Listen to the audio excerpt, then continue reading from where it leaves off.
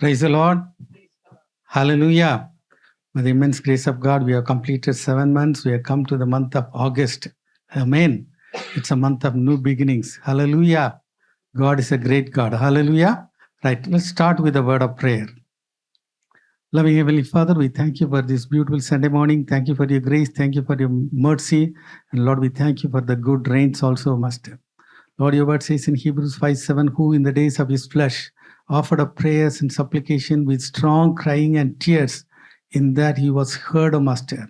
Yes, O Lord, you are praying. You are our model, O Master. And also you said, O God, my house is a house of prayer for all nations, O God. And Lord, we want your presence in this place, O God. From the beginning till the ending, Lord, you take full control of everything, O God. All the plans, works of the devil, we totally come against it in Jesus' name, O God. Let your dominion in this place, everything will be under your full control, O Master. Lord, help us to give the willing hearts to worship you, O God. In Jesus' name we pray. Amen, amen, amen. Praise the Lord, church. Welcome you all. It's raining outside, so warm and cozy here. Praise God for that. As we look to God's word, let's read from Psalm 7, verse 17. I will give thanks to the Lord because of his righteousness. I will sing the praises of the name of the Lord Most High. You know, last week I was listening to this message about righteousness. Righteousness connotes justice of God. Yes. For those of us who know the Lord, who are washed by his blood, this is a good thing, isn't it? It's a good thing. He is righteous. He has covered us with his righteousness. And so we are washed. We are safe. But for those who don't know, this is something to fear. It's a great judgment that awaits those who reject the word of God, the grace of God.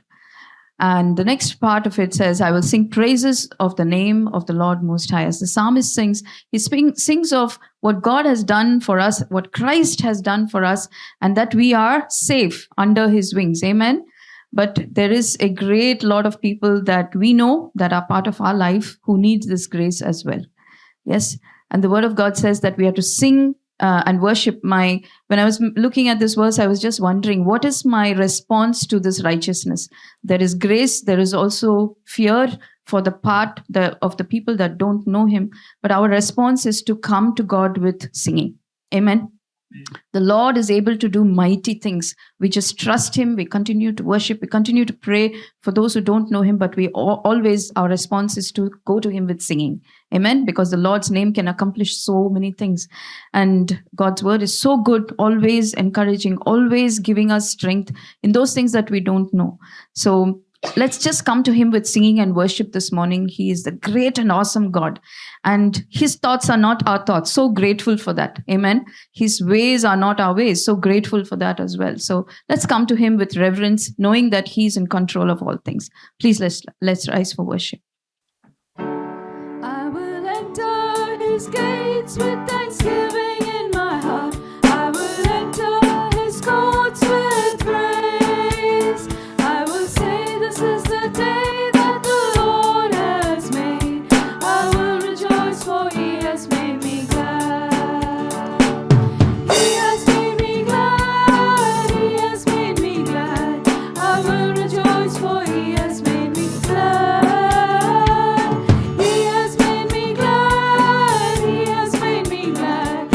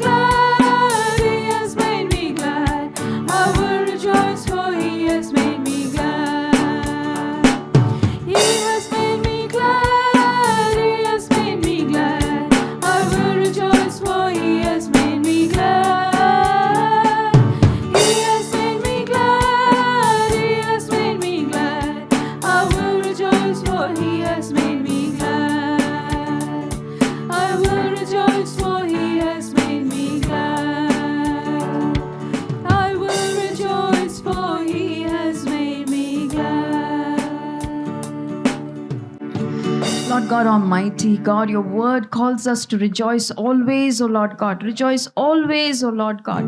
Lord, your word calls us to sing and enter into your presence with worship, O Lord God, with heartfelt thanksgiving, O Lord God. Lord, we are here to bring our gratitude to you. You are the great and awesome God.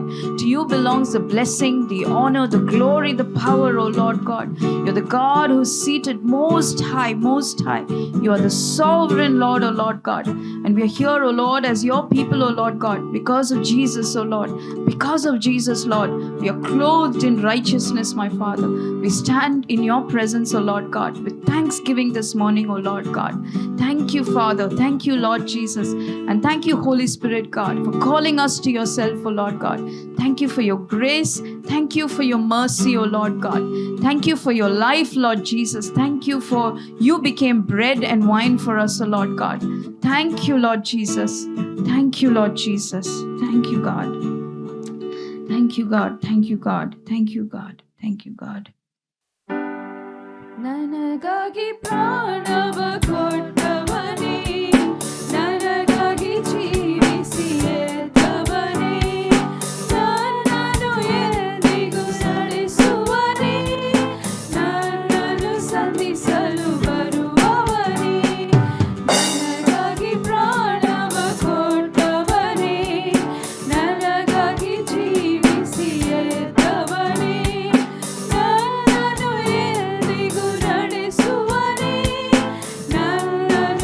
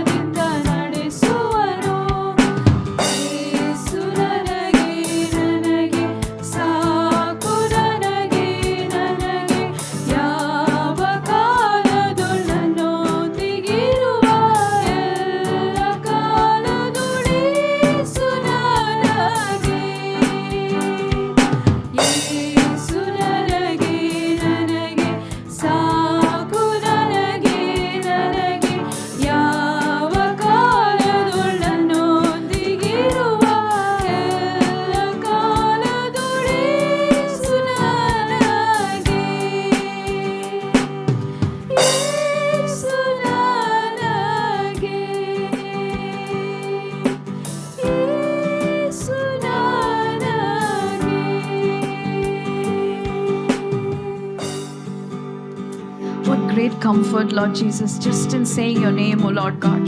Thank you, Lord Jesus, for your great name, O Lord, by which we stand victorious, O Lord, righteous, O Lord God, as overcomers, O Lord God.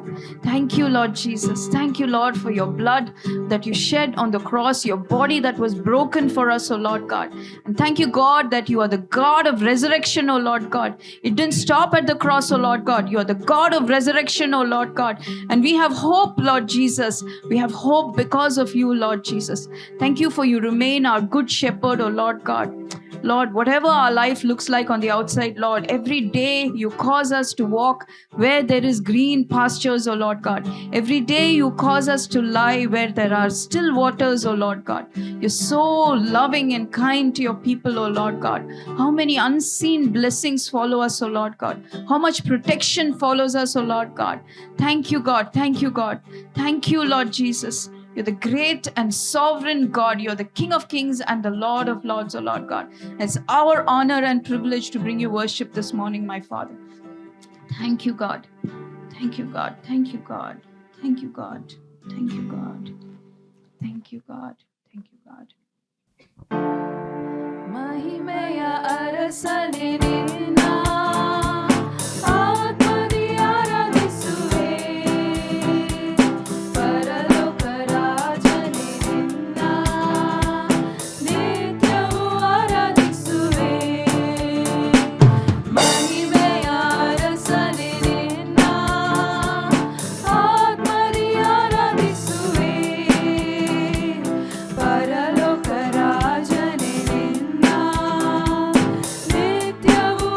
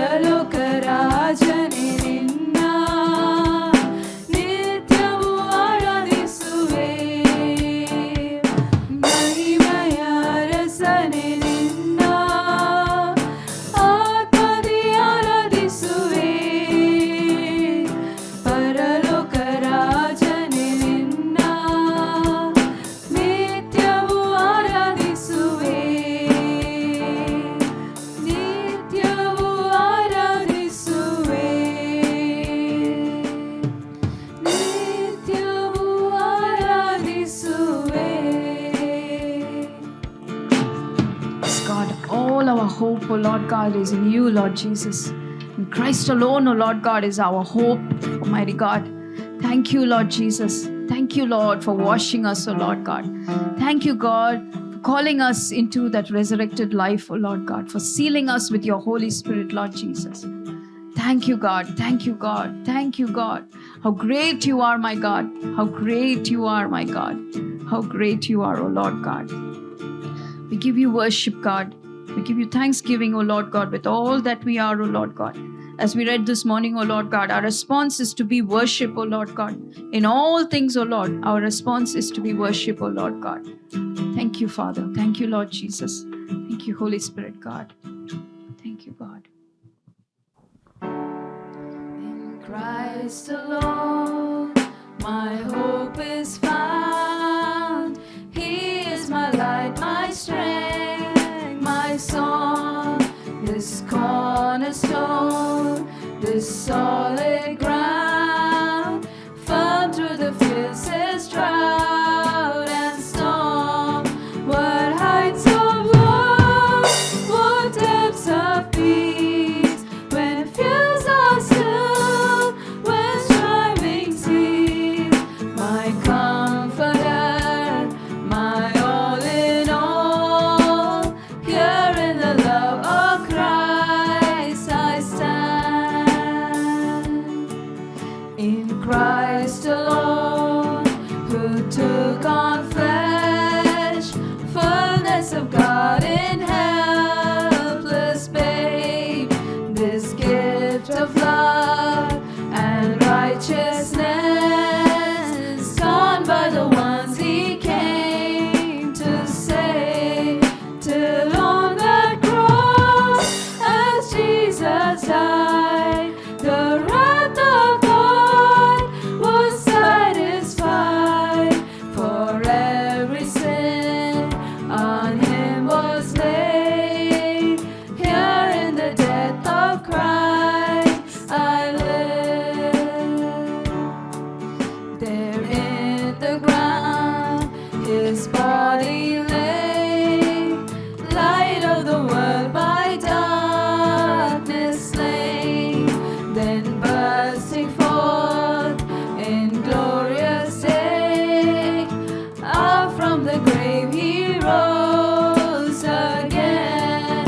And as he stands in victory, since curse has lost its grip on me, for I am his and he is mine, bought with the precious blood of Christ.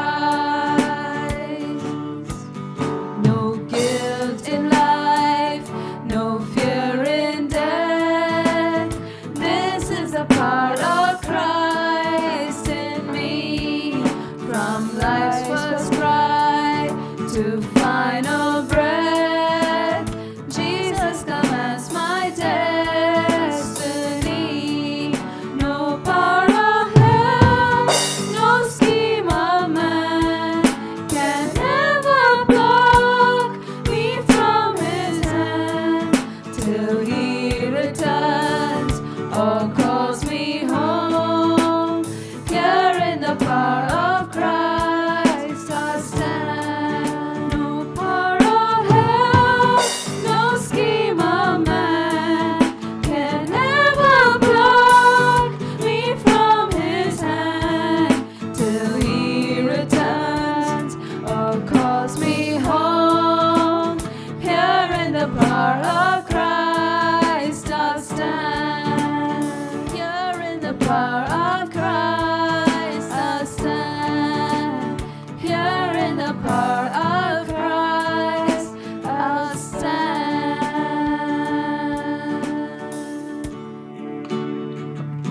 God, having done all, O Lord, your word calls us, O Lord God, to stand, O Lord. My Father, all things are possible for us because our sufficiency is in you, Lord Jesus.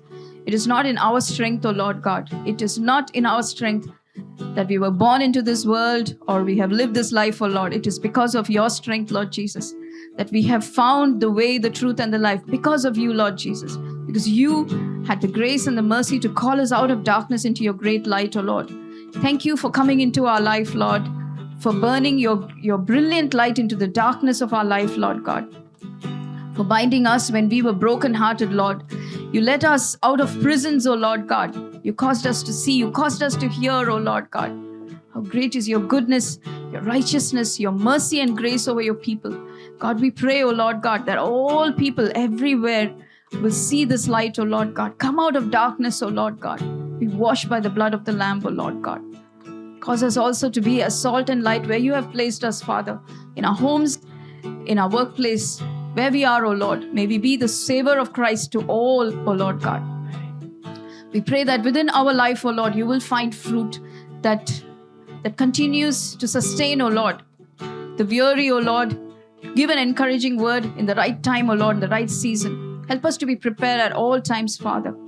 Thank you, God. Help us to be like that fruitful vine that Joseph was, O Lord God. Thank you, God. Thank you, God. Thank you, Lord, for the many, many examples by which you encourage us, O Lord God. Thank you, Father. Even today, O Lord, we give all that we are doing here into your hands. May it bring glory and honor to your name, O Lord God. May your will be done in this place. Thank you, Father. Thank you, Lord Jesus, and thank you, Holy Spirit, God. In the name of Jesus, we pray. Amen. Praise the Lord, church. Shall we just bow our heads in prayer for a minute? Almighty God, Lord, we come once more, O Lord God, to learn at your feet. God, you call the churches again and again and ask, O Lord God, he who has ears, let him hear, your word says. My Father, I pray that our spiritual ears will be sharp today to hear what you have to say to the churches, O Lord God. Take it seriously enough, and Lord, help us run with it. May your will be done. In Jesus' name we pray. Amen. Okay, so we completed about 4 churches last week. And shall we have a quiz? ಹೋದ ವಾರ ನಾವು ಕೇಳಿದ್ದೇವೆ 7 ಸಭೆಗಳ ವಿಷಯವನ್ನು. ಆ ಸಂದೇಶ ಈಗ ನಿಮಗೆ ನೆನಪಲ್ಲುಂಟಾ ಎಂದು ಸ್ವಲ್ಪ ಪ್ರಶ್ನೆಗಳನ್ನು ನಾನು ಕೇಳ್ತೇನೆ. Simple quiz, okay? So which church had no complaints from Christ? ಯೇಸು ಕ್ರಿಸ್ತನಿಂದ ಯಾವ ಸಭೆಗೆ ಯಾವ ಖಂಡನೆಯೂ ಇಲ್ಲ? Smyrna. Very good. ಸ್ಮರಣ. What was the word that was spoken again and again to the churches, these 4 churches? ತಿರುಗಿ ತಿರುಗಿ ಯೇಸು ಕ್ರಿಸ್ತನು 4 ಸಭೆಗಳಿಗೆ ಯಾವ ಮಾತನ್ನು ಹೇಳಿದರು? Okay, those who have ears, let them hear what the Spirit says to the churches. ಕಿವಿಗಳುಳ್ಳವನು ಕೇಳಲಿ, ಪವಿತ್ರಾತ್ಮನು ಸಭೆಗಳಿಗೆ ಏನು ಹೇಳ್ತಾರೆಂದು. There is one more thing he repeated. How many of us took time to just go see these verses and found it? ಇನ್ನೊಂದು ಮಾತು ತಿರುಗಿ ತಿರುಗಿ ಹೇಳಿದರು. ಯಾರು ನೀವು ವಾಪಸ್ ಮನೆಗೆ ಹೋಗಿ ಇದನ್ನು ಓದಿ, ವಾಕ್ಯಗಳನ್ನು ಓದಿ ನೀವು ಆಲೋಚನೆ ಮಾಡಿದಿರಿ, ಧ್ಯಾನಿಸಿದಿರಿ. He who overcomes, repent. I'm looking for one more thing. Eternal life for everyone. Hold on faith. Okay. I know. He says, I know. He says, I know each of these individual churches. ಯೇಸು ಕ್ರಿಸ್ತನು ಹೇಳುತ್ತಾರೆ, ಪ್ರತಿಯೊಂದು ಸಭೆಯನ್ನು ವೈದಿಕ ರೀತಿಯಲ್ಲಿ ನಾನು ಬಲ್ಲೆನು. Does he know Manipal Shekinah Church, you think? ಯೇಸು ಕ್ರಿಸ್ತನಿಗೆ ನಮ್ಮ ಮಣಿಪಾಲ್ ಶೆಕಿನಾ ಚರ್ಚಸ್ ಗೊತ್ತಿತ್ತಾ? ಬಲ್ಲೆರ? Does he know Shalom? ಅವ್ರಿಗೆ ಶಾಲಂ ಗೊತ್ತುಂಟಾ? Does he know Shreyas? Shreyas. He knows each one of us individually. ಯೇಸು ಕ್ರಿಸ್ತನಿಗೆ ನಮ್ಮ ಪ್ರತಿಯೊಬ್ಬರನ್ನು ವೈದಿಕ ರೀತಿಯಲ್ಲಿ ತಿಳಿದಿದ್ದಾರೆ, ಅರಿತಿದ್ದಾರೆ. All of us know our leaders, isn't it? We see them on TV every day. ನಮಗೆ ನಮ್ಮ ನಾಯಕರುಗಳೇ ನಮ್ಮ ಅರಿತಿದ್ದಾವೆ, ಪ್ರತಿದಿನ ಅವರ ಟಿವಿಯಲ್ಲಿ ನೋಡುತ್ತೇವೆ. But they don't know us individually. ಆದರೂ ಆ ನಾಯಕರುಗಳು ನಮ್ಮನ್ನು ವೈದಿಕ ರೀತಿಯಲ್ಲಿ ಅರಿತುಕೊಳ್ಳಿಲ್ಲ. They don't even know our names, that we exist in this great country. ನಾವು ಈ ದೇಶದಲ್ಲಿ ಇದ್ದೇವೆ ಎಂಬುದನ್ನು ಅವ್ರಿಗೂ ತಿಳಿದಿಲ್ಲ, ನಮ್ಮ ಹೆಸರು ಸಹ ಅವ್ರಿಗೂ ತಿಳಿದಿಲ್ಲ. But the Lord God Almighty, He knows each of us individually. ಆದರೂ ಸರ್ವಶಕ್ತನಾದ ದೇವರಿಗೆ ನಮ್ಮ ಪ್ರತಿಯೊಬ್ಬರನ್ನು ವೈದಿಕ ರೀತಿಯಲ್ಲಿ ಅರಿತಿದ್ದಾರೆ. To the Smyrna church, it is a source of comfort, isn't it? They had no complaints. ಸ್ಮರಣ ಸಭೆಗೆ ದೇವರು ಯಾವ ಖಂಡನೆಯೂ ತೀರಿಸಲಿಲ್ಲ. ಅವರಿಗೆ ಅವರನ್ನು ಆಧರಿಸುವ ಒಳ್ಳೆ ಮಾತುಗಳನ್ನು ಅವರು ನೀಡಿದರು. To the churches that had compliments and complaints, there was a little bit of fear, no? ಆದರೂ ಕೆಲವು ಸಭೆಗಳಿಗೆ ಅವರು ಒಳ್ಳೆ ಮೆಚ್ಚಿಸುವ ಮಾತುಗಳನ್ನು ಹೇಳಿದರು, ಮತ್ತೆ ಖಂಡಿಸುವ ಮಾತುಗಳನ್ನು ಹೇಳಿದರು. ಅದು ಅವರಿಗೆ ಸ್ವಲ್ಪ ಭಯ ಹುಟ್ಟಿಸಿರ್ಬೋದು. If there was no fear, then there is a deep problem with that church. ಭಯ ಯಾವ ರೀತಿಯಲ್ಲೂ ದೇವರ ಭಯವೇ ಇಲ್ಲ ಅಂತ ಹೇಳಿದರೆ ಮತ್ತೆ ಆ ಸಭೆಯಲ್ಲಿ ಆಳವಾದ ಸಮಸ್ಯೆ ಒಂದು ಉಂಟು. How many of us have read Revelation before? ಎಷ್ಟು ಜನರು ನಮ್ಮಲ್ಲಿ ಪ್ರಕಟಣೆ ಪುಸ್ತಕವನ್ನು ಮುಂಚೆ ಓದಿದ್ದೇವೆ, ಪೂರ್ತಿಯಾಗಿ ಓದಿದೆವಾ? Do you know there's a church that got no compliments at all? ಅಲ್ಲಿ ಒಂದು ಸಭೆಗೆ ಮೆಚ್ಚಿಸುವ ಒಂದು ಮಾತು ಸಹ ಸಿಕ್ಲಿಲ್ಲ. So we will talk about that as well today. ಆ ಸಭೆಯ ವಿಷಯ ಸಹ ಇವತ್ತು ನಾನು ಹೇಳಲಿಕ್ಕಿದ್ದೇನೆ. So as we just look back to what we studied, ನಾವು ಯಾವುದನ್ನು ಕಲಿತಿದ್ದೇವೆ ಎಂದು ತಿರುಗಿ ನಾವು ನೋಡುವ. Oh, by the way, the quiz, you got 2 out of 3. Congratulations. Okay. ನಾನು ಕೇಳಿದ ಪ್ರಶ್ನೆಗೆ ನೀವು 3 ಪ್ರಶ್ನೆಗಳಲ್ಲಿ 2 ನೀವು ಆನ್ಸರ್ ನೀಡಿದ್ದೀರಿ. All right. So the revelation is through the Lord Jesus Christ, but the revelation is from the Father God who is giving it to him to the churches. ಈ ಪ್ರಕಟಣೆ ತಂದೆಯಾದ ದೇವರು ಯೇಸು ಕ್ರಿಸ್ತನಿಗೆ ನೀಡಿ ಅದು ಯೇಸು ಕ್ರಿಸ್ತನ ತಮ್ಮ ದೂತನ ಮೂಲಕ ಅವರ ಸೇವಕನಿಗೆ ಸೂಚಿಸಿದ್ದಾರೆ. And God has chosen these 7 churches which have different characteristics, and the word is coming from the Father, he who is, he who was, he who is to come, and the Lord Jesus and the Holy Spirit. All 3 persons together are giving this word to the churches, and the first thing he says is grace and peace to you. There are complaints coming, but the thing that he says is there is grace and there is peace from God towards these churches. 7 ಸಭೆಗಳಿಗೆ ಇದು ಪತ್ರಿಕೆಗಳಿಗೆ ಬರುವುದಕ್ಕೆ ಮುಂಚೆ ನಾವು ನಮಗೆ ತಿಳಿದಿರಬೇಕು, ಇದು ತಂದೆಯಾದ ದೇವರು ಅವರು ನೀಡಿದ ಮಾತು. ಪ್ರತಿಯೊಂದು 7 ಸಭೆಗೆ ಅವ್ರ ವೈದ್ಯಗ ರೀತಿಯಲ್ಲಿ ಅದು ತಿಳಿದು ಆ ಮಾತುಗಳನ್ನು ಅವರು ಯೇಸು ಕರ್ತನಿಗೆ ತಿಳಿಸಿ ಅವರ ಮೂಲಕ ಸಭೆಗಳಿಗೆ ಯೋಹಾನ ಮೂಲಕ ದೂತರ ಮೂಲಕ ಅವರು ಸೂಚಿಸಿದ್ದಾರೆ. ಆ ಪ್ರತಿಯೊಂದು ಸಭೆಗಳಿಗೆ ಅವರು ಹೇಳುವ ಮಾತುಗಳು ಅದು ವಿಭಿನ್ನವಾದ, ಪ್ರತಿಯೊಂದು ಸಭೆಯೂ ವಿಭಿನ್ನವಾದದಾಗಿ ಕಾಣ್ತದೆ, ಅವರ ಸ್ವಭಾವ, ಅವರು ಮಾಡುವ ಕೃತ್ಯಗಳು. ಆದರೂ ಅದು ಕೆಲವು ಸಭೆಗಳಿಗೆ ಖಂಡನೆ ಇದ್ದರೂ ಸಹ ಮೆಚ್ಚಿಸುವ ಕೆಲವು ಕಾರ್ಯಗಳು ಉಂಟು. ಆದರೂ ಪ್ರತಿಯೊಂದು ಸಭೆಗೆ ಆರಂಭದಲ್ಲಿಯೇ ಅವರು ಕೃಪೆಯೂ ಸಮಾಧಾನವೂ ಉಂಟಾಗಲಿ ಎಂದು ತಂದೆಯಾದ ದೇವರಿಂದಲೂ ಯೇಸು ಕ್ರಿಸ್ತನಿಂದಲೂ ಪವಿತ್ರಾತ್ಮನಿಂದಲೂ ಅದು ಪತ್ರಿಕೆಗಳು ಬರೆಯಲ್ಪಟ್ಟಿದೆ. Amen. And these churches, they are also descriptive of the churches that we have now. So these interpretations apply for us specifically. ಇದು 7 ಸಭೆಗಳು ಆ ಕಾಲದಲ್ಲಿ ಇದ್ದ ಸಭೆಗಳಾಗಿ ಇದ್ದರೂ ಈ ಕಾಲದಲ್ಲಿ ಇರುವ ಸಭೆಗಳಿಗೆ ಅದು ಅನ್ವಯಿಸಲಿಕ್ಕಾಗ್ತದೆ. So may the Spirit of God sensitize us to what he wants us to hear today. ಇವತ್ತು ಸಹ ಪವಿತ್ರಾತ್ಮನು ನಮ್ಮ ಆತ್ಮನನ್ನು ಅವರು ಹೇಳುವ ಮಾತಿಗೆ ನಾವು ಕೇಳಬೇಕೆಂದು ಉಜ್ಜೀವನ ಪಡಿಸಲಿ. So first church was Ephesus, which was considered lovely, but the Lord Jesus said, you've lost your first love. You don't have love. ಅದು ಮೊದಲನೇ ಸಭೆ ಎಫೆಸ, ಅದು ಸುಂದರದಿಂದ ಪ್ರೀತಿ ರಹಿತವಾಗಿದೆ, ಆದರೂ ಅವರು ಮೊದಲನೆಯ ಪ್ರೀತಿಯನ್ನು ದೇವರ ಕಡೆ ಕಳೆದುಕೊಂಡರು. It was a center of great idol worship and king worship.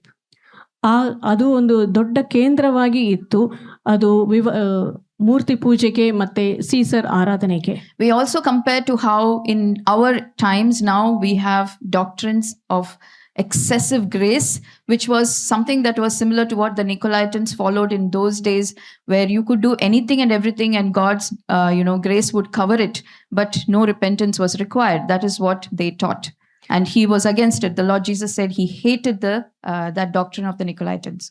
ಆ ಕಾಲದಲ್ಲಿ ನಿಕೋಲಾಯಿತರು ಅವರು ಸುಳ್ಳು ಬೋಧನೆಯನ್ನು ಅವರು ಹಿಂಬಾಲಿಸಿದರು. ಅವರು ಯಾವ ಪಾಪ ಮಾಡಿದ್ರು, ಲೈಂಗಿಕ ಪಾಪಗಳು, ಅನೈತಿಕ ಕಾರ್ಯಗಳು ಮಾಡಿದ್ರು ಸಹ ಅವರಿಗೆ ದೇವರ ಕೃಪೆ ಉಂಟು ಎಂದು, ಈ ಕಾಲದಲ್ಲಿ ಹೈಪರ್ ಗ್ರೇಸ್, ಹೆಚ್ಚಿನ ಕೃಪೆ ಎಂದು ಹೇಳಿ ಯಾವ ಪಾಪ ಮಾಡಿದ್ರು ಸಹ ದೇವರ ಕೃಪೆ ಉಂಟು, ಪರಲೋಕ ಹೋಗ್ಬೋದು ಎಂದು ಸುಳ್ಳು ಬಂದಿದೆ. ಅದು ಯೇಸು ಸ್ವಾಮಿ ದ್ವೇಷಿಸ್ತಾರೆ. The second church was Smyrna, which was considered dead at one point and now made alive. ಎರಡನೇ ಸಭೆ ಅದು ಸ್ಮಿರ್ನ, ಅದು ಒಮ್ಮೆ ಸತ್ತವನು ಈಗ ಜೀವಂತವಾಗಿರುವ ಯೇಸು ಕ್ರಿಸ್ತನು ಅದಕ್ಕೆ ಮಾತು ಕೊಡ್ತಾರೆ. This is one of those churches that had only compliments. There is no complaints from the Lord at all. ಈ ಸಭೆಗೆ ಯಾವ ಖಂಡನೆಯೂ ಯೇಸು ಸ್ವಾಮಿ ಕೊಡಲಿಲ್ಲ, ತೀರಿಸಲಿಲ್ಲ. ಮೆಚ್ಚಿಸುವ ಕಾರ್ಯಗಳು ಮಾತ್ರ ಅಲ್ಲಿ ಕಾಣ್ತದೆ. But this church was poor and they were heavily persecuted. ಆದರೂ ಈ ಸಭೆ ಸ್ಮರಣ ಸಭೆ ತುಂಬಾ ಬಡತನಲ್ಲಿ ಇತ್ತು, ತುಂಬಾ ಹಿಂಸೆಗೆ ಒಳಗಾಗಿತ್ತು. You know, all our messages, if you go, 90% of the messages that you will hear from the churches is God will deliver us. To the church in Smyrna that he commended a lot, he said there is no rescue coming. You are going to go through more persecution. Be faithful unto death and I will give you the crown of life. That is a very hard message to take in, but this is sometimes required from the church. And as a church, are we prepared to hear a message like this? ಈ ಕಾಲದಲ್ಲಿ ನಮ್ಮ ಯಾವ ಸಭೆಗೆ ಹೋದರೂ ನಾವು ಕೇಳುವ ಸಂದೇಶಗಳು, ದೇವರು ನಮ್ಮ ವಿಮೋಚಕನು, ನೀವು ಯಾವ ಕಷ್ಟದಲ್ಲಿ ಇದ್ದರೂ ಯೇಸು ಕರ್ತನು ನಿಮ್ಮನ್ನು ಬಿಡಿಸ್ತಾನೆ ಎಂದು. ಆದರೂ ಸ್ಮರಣ ಸಭೆಗೆ ದೇವರು ಆ ರೀತಿಯಲ್ಲಿ ಏನು ಮಾತು ಕೊಡಲಿಲ್ಲ. ಅವರು ಅಷ್ಟು ಹಿಂಸೆಗೆ ಒಳಗಾಗಿದ್ರು. ಅವ್ರು ಹೇಳಿದರು, ಮರಣ ಆಗುವ ತನಕ ನಂಬಿಗಸ್ತನ ಇರು, ನಿನ್ನ ಹಿಂಸೆ ಸಂಕಟವನ್ನು ಸಹಿಸಿಕೋ ಎಂದು ಆ ಒಂದು ಮಾತೇ ದೇವರು ಹೇಳ್ತಾರೆ. ಇವತ್ತು ನಮಗೆ ಆ ಥರ ಹಿಂಸೆ ಸಂಗಡಗಳನ್ನು ಅದನ್ನು ಸಹಿಸಿ ಮರಣ ಆಗುವ ತನಕ ನಿಮಗೆ ಕಷ್ಟಗಳು ಉಂಟು, ಬಿಡುಗಡೆ ಇಲ್ಲ ಅಂತ ಹೇಳಿದರೆ ಆ ಥರ ಸಂದೇಶವನ್ನು ಕೇಳಲಿಕ್ಕೆ ನಾವು ಸಿದ್ಧರಾಗಿದ್ದೇವಾ? ಧೈರ್ಯ ಉಂಟಾ? Something to really reflect on. ಅದು ನಾವು ಆಲೋಚನೆ ಮಾಡಲೇಬೇಕು. The third church was in Pergamos, which was Jesus called the seat of Satan. ಮೂರನೇ ಸಭೆ ಪೆರ್ಗಮೋಸ್ ಸಭೆ, ಅದು ಸೈತಾನನ ಆಸನವಾಯಿತು. The god of gods was considered Zeus. He was that temple was there and there was so many temples to so many idols, so many gods. ಅಲ್ಲಿ ಅನೇಕ ದೇವತೆಗಳನ್ನು ಅವರು ಪೂಜಿಸಿದ್ರು. ಅಲ್ಲಿ ಝೂಯಿಸ್ ಅವನೇ ಎಲ್ಲ ದೇವರುಗಳಿಗೆ ಮೇಲಾದ ದೇವರು ಎಂದು ಹೇಳಿ ಅವನಿಗೆ ಒಂದು ದೇವಾಲಯ ಇಟ್ಟು ಅವರು ಪೂಜಿಸಿದ್ರು. People were very prosperous, but they also tolerated, they were all about like people that are around us now, about money making, name and fame. ಅಲ್ಲಿ ಪೆರ್ಗಮೋಸ್ ಪಟ್ಟಣದಲ್ಲಿ ಇರುವವರು ಎಲ್ಲರೂ ಶ್ರೀಮಂತರಾಗಿ ಇದ್ರು. ಅದು ಎಲ್ಲ ಹೇಗೆ ನಾವು ಹಣ ಸಂಪಾದಿಸಬಹುದು, ಹೇಗೆ ನಾವು ಐಶ್ವರ್ಯವಂತರಾಗಿರ್ಬೋದು, ಆ ಥರ ರೀತಿಯಲ್ಲಿ ಇದ್ದರು.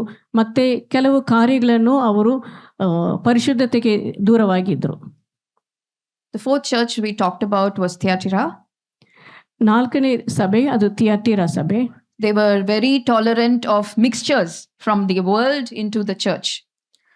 ಅವರು ಲೋಕದ ಸಿದ್ಧಾಂತಗಳು ಸಂಪ್ರದಾಯಗಳನ್ನು ಸಭೆಯೊಳಗೆ ಸೇರಿಸಿ ಅದನ್ನು ಸಹಿಸಿದರು. And God did recognize though that they had good works, love, faith and patience. ದೇವರು ಅಲ್ಲಿ ನೋಡಿದ್ರು ಅವರ ಹತ್ರ ಪ್ರೀತಿ ತಾಳ್ಮೆ ಇತ್ತು ಎಂದು. But they tolerated a lot of falseness in the church, false prophecies, false teachings. ಆದರೂ ಅವರು ಸುಳ್ಳು ಬೋಧನೆಗಳನ್ನು ಸಿದ್ಧಾಂತಗಳನ್ನು ಅವರು ಸಭೆಯೊಳಗೆ ಅದನ್ನು ಅನ್ವಯಿಸಿ ಅದನ್ನು ಸಹಿಸಿದ್ರು. So today we will talk about Sardis, the church at Sardis. ಇವತ್ತು ನಾವು ಸರ್ದೇಸ್ ಅಲ್ಲಿ ಪಟ್ಟಣದಲ್ಲಿ ಇರುವ ಸಭೆ ವಿಷಯವಾಗಿ ನಾವು ಕೇಳಲಿಕ್ಕಿದ್ದೇವೆ. This God described as a dead church. ಇದು ದೇವರು ಹೇಳುವಾಗ ಇದು ಒಂದು ಸತ್ತ ಸಭೆ ಎಂದು ಹೇಳ್ತಾರೆ. Inside the synagogue was where the people would come together to hear God's word. Even Christians used to come in those days. ಅದು ಯಹೂದಿಯ ಪ್ರಾರ್ಥನಾ ಆಲಯದ ಒಳಗೆ ಕೆಲವು ಕ್ರೈಸ್ತರು ಸಹ ಒಳಗೆ ಹೋದರು ಅಲ್ಲಿ ಪ್ರಾರ್ಥನಾ ಮಾಡಲಿಕ್ಕೆ. This is where they would gather to hear God's word. ಅಲ್ಲಿ ಹೋಗಿ ದೇವರ ವಾಕ್ಯ ಕೇಳಬೇಕು. ಚಿತ್ರದಲ್ಲಿ ಕಾಣ್ತೀರಿ, ಅಲ್ಲಿ ಒಳಗೆ ಹೋಗಿ ದೇವರ ವಾಕ್ಯ ಕೇಳಲಿಕ್ಕೆ ಹೋಗಿದ್ರು. But during this time, when this synagogue, of course, you can see the remains of it, there are a lot of Roman symbolism inside the synagogue. ಅದು ಯಹೂದಿಯ ಪ್ರಾರ್ಥನಾಲಯ ಒಳಗೆ ರೋಮ ವಿಗ್ರಹ ಚಿಹ್ನೆಗಳು ಅದು ಇತ್ತು. So there was a belief that those who followed Jesus Christ were not true Jews. ಅಲ್ಲಿ ಅವರು ಯಹೂದಿಯರು ನೆನೆಸಿದ್ರು, ಯಾರ್ಯಾರು ಯೇಸು ಕ್ರಿಸ್ತನನ್ನು ನಂಬಿ ಹಿಂಬಾಲಿಸ್ತಾರೋ ಆ ಯಹೂದಿಯ ಕ್ರೈಸ್ತರು ಅವರು ನಿಜವಾದ ಯಹೂದಿಯರಲ್ಲ. They were not allowed to come inside these synagogues. ಆ ಯಹೂದಿಯ ಕ್ರೈಸ್ತರನ್ನು ಈ ಯಹೂದಿಯ ಪ್ರಾರ್ಥನಾಲಯ ಒಳಗೆ ಅವರು ಅನುಮತಿಸಲಿಲ್ಲ. Please keep that in mind and you will understand why the book of life is important here. ಇದನ್ನು ನೀವು ಮನಸ್ಸಿನಲ್ಲಿ ಇಟ್ಟುಕೊಳ್ಬೇಕು.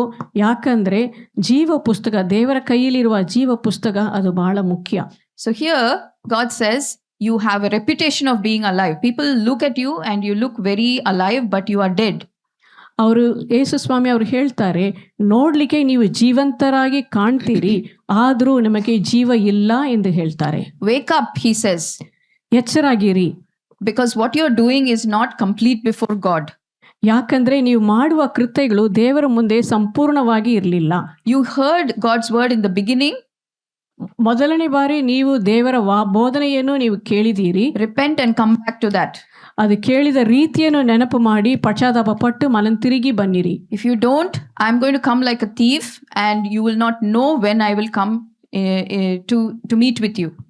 ನೀವು ಪಶ್ಚಾತ್ತಾಪ ಪಟ್ಟು ಮನಂತಿರುಗಲಿಲ್ಲ ಆದರೆ ನಾನು ಪಕ್ಕನೇ ನಿಮ್ಮ ಮೇಲೆ ಬರುವೇನು, ಕಳ್ಳನಂತೆ ನಾನು ಬಂದು ನಾನು ಮಾಡ್ತೇನೆ.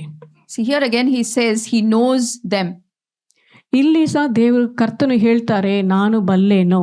So here there's some more symbolism of the Romans and other religions inside the synagogue.